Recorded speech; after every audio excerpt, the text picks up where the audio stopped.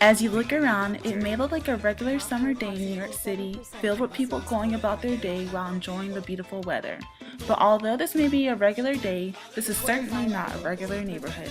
This is Washington Heights, where life in the Dominican Republic is replicated into the streets of New York, and this neighborhood is proof of the transnational identity Dominicans contain through the Spanish spoken in the streets, the merengue played from the radio, and the strong nationalism seen from Dominican flags in every corner. Washington Heights is the mecca for Dominican Americans in the United States, and it is deep-rooted in rich, vivid culture brought by Dominicans from their island.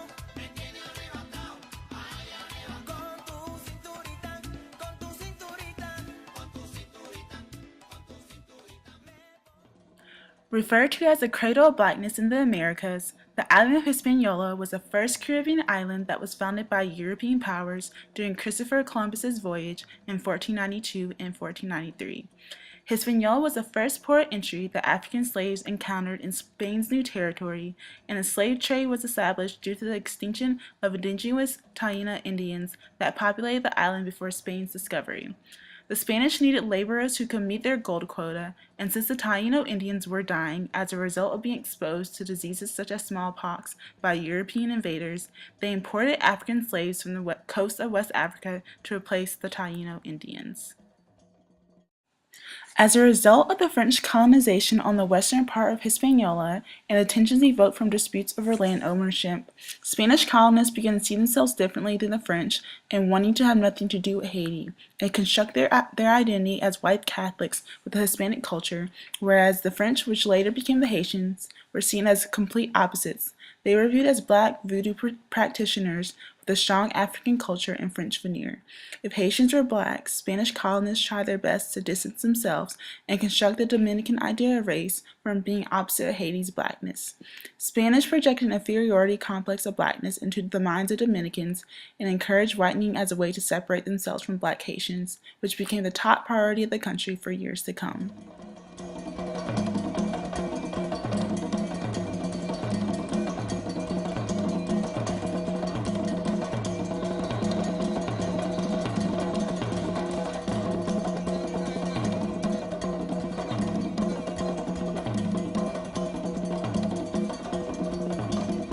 Christopher Columbus certainly has pride of place here in the heart of Santo Domingo.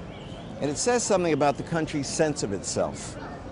Spanish, Catholic, and if not exactly white, then most certainly not black either. How would people describe you, given your beautiful mahogany color?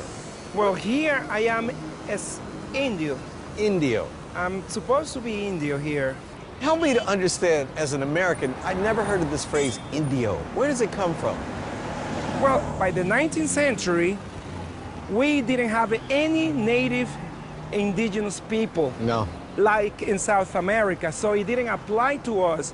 But it was a way to use the word Indio to actually negate our African ancestry and then became something else, because when you look at Dominicans, we cannot say, honestly, that we are Anglo-Saxon.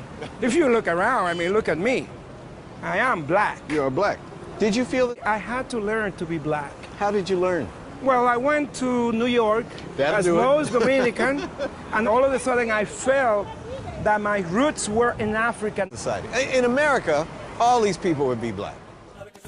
This idea of negating one's blackness has been carried to the United States by many first-generation Dominicans.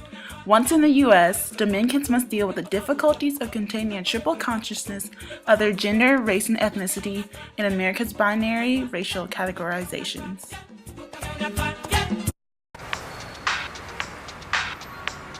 I only see white people, white Hispanics. I normally don't see darker skinned Hispanics. I remember when I was a kid, like being called a couple names, and I had an accent because Spanish was my first language. And I came home to my parents one day and I was like, Mom, well, what am I? I don't know, the kids, everyone's asking me what I am. And I remember this is literally, I'm like 5 or 6 years old. They said, well, Christine, you're Cuban and you're brown. You know, I learned Spanish in the home because my grandmother spoke no English. My grandfather spoke no English. My parents were very clear about, you know, my mother used to say all the time, You know, don't let anybody tell you you're not black, you're not Latina. I mean, sometimes I always felt like we were black people that spoke Spanish. I think sometimes with some of my friends that were lighter skinned Latinos, they might have tried to blend into the white world. Some of us that were darker skinned, we had no choice.